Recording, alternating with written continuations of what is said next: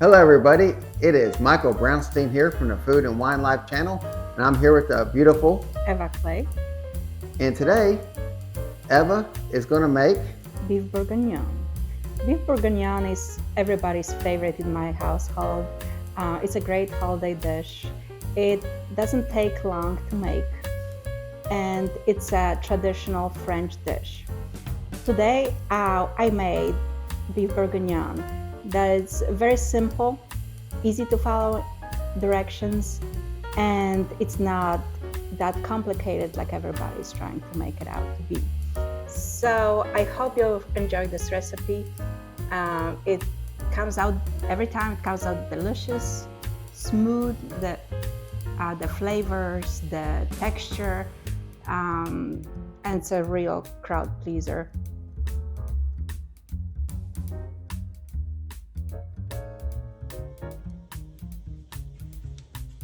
Okay, so first step in our beef bourguignon will be we'll add a little bit of butter just for flavor and a little bit olive oil in our pan just to coat it slightly.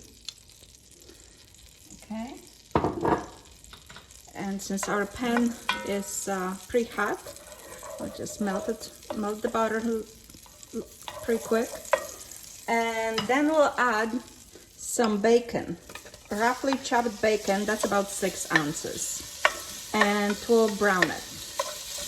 We'll cook it till it's brown and starting to crisp up. Okay. So now, since our bacon browned a little bit, we'll take it out of the pot, drain it a little bit, and put it in another container because we'll use it later. So I'll do that.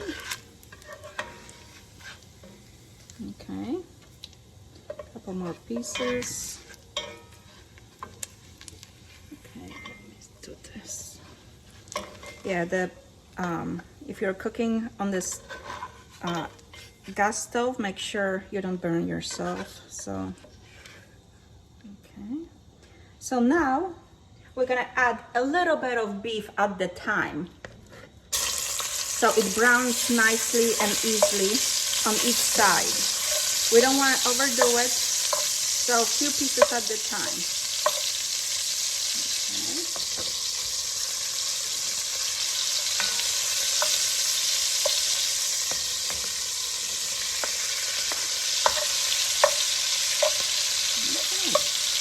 And we'll brown it, and we'll repeat the steps like we did with the bacon.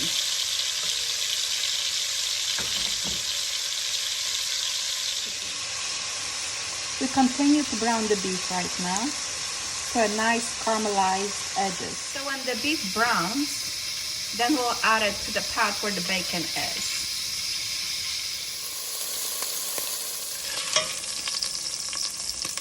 So right here, I made some homemade crushed pepper from whole peppercorns, like this.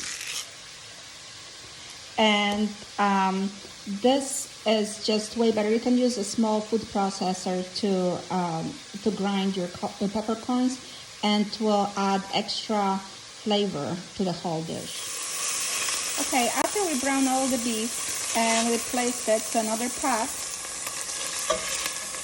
we'll add a little bit more butter to this. Okay, so I'll start with a little bit, maybe a tablespoon of butter, maybe a little more. Whatever you need. We'll melt it, and we'll put our carrots in it, and we'll cook them a little bit to brown them. So after a little while, we'll add our onions. I have 2 chopped onions in here. And again, we'll sweat the onions a little bit. Okay, so now we'll add our garlic to the mixture, and we'll cook it for a minute. But while we're doing that, we also can add our bay leaves. I put 4 bay leaves, they're pretty good, but I use them for aromatics, and I love aromatics in my dishes. plus the fresh ground pepper. Okay. And a few pinches of salt. But be careful with salt because we'll add stock to it and salty already. So now we'll add our flour. Okay. And we'll coat all the veggies with the flour so we don't get lumps. And next we add our stock, and 2 cups of beef stock. Okay. Okay, we'll mix it a little bit. And then we have 2 cups of wine, red wine. I have Cabernet Sauvignon. You can use any wine that you drink. I would suggest do not use cooking wine or anything that you wouldn't drink. So my base, my sauce, was getting a little thick, so I added a cup of water to it. You can add more water because it depends on the moisture of the flour. Some flour has a little bit more water. It depends on your pantry and where you live, etc. So I guess the flour in this was needed a little bit. It was dry, so I needed more moisture. So then I'll add about a tablespoon or 2 of tomato paste, okay, and some, okay, let me stir around, and a little bit of thyme. And I love thyme, so I'll put a little bit more than you might like, but thyme is really good in it. And we'll cook it down, and then we can take out the sprig at the end. Okay. And right now, after we have all that done, we'll add the meat and the bacon that we cooked previously. Okay.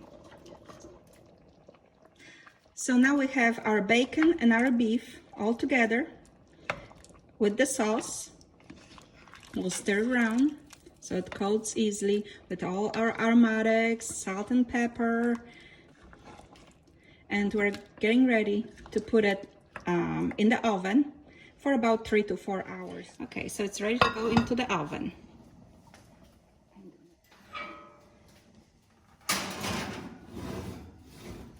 So we're cooking it for about 3 to 4 hours in the oven. The beautiful part of beef bourguignon that when you're at this stage, you just put it in the oven for about 300 degrees and leave it in the oven for about 2.5 to 3 hours. I'll check after that time, see where you're at with your dish, and in the meantime you can work on your side dishes. So we're going to check on our progress. Looks really good. Let me get a little fork in here and see if it's fork tender. Oh no, it's about a couple more hours, that's for sure. We're at mark of 1.5 hours, so it's starting to look great and smells great. Wait. Okay, so we had some olive oil and now we're adding a little butter. We're gonna melt the butter and we'll saute the mushrooms to finish up our beef bourguignon dish. As you can see on the back, we started some potato for mashed potatoes. I'm gonna serve them with potatoes today. So as we melted our butter, we'll add our mushroom and we'll saute them until they get a little brown, and then we'll finish them up with salt, pepper, and a little bit of garlic. So we just took out our beef bourguignon from the oven. Ooh, it's beautiful. Oh, it's fork tender, definitely. So it's ready for us to add our mushroom. So right now we have those cooked mushrooms, beautifully browned. We're gonna add them to the dish. Ooh, that's heavy. Okay. And then we're gonna stir it together and we'll wait for the potatoes to cook and we'll be ready to serve our dinner. This is the finished product over the mashed potatoes with little green chives. Well, we're back and we're fixing to do a taste test. Let's see. So, as you can tell, the beef is fork tender. Let's see, and the sauce looks very smooth, silky. Oh yeah. Baby, you outdid yourself on this one. You like it? Yeah, you did a great job. Well, it was simple, just few hours in the oven. The rest easy peasy. So, na zdrowie. We'll see you next time. Cheers. Cheers.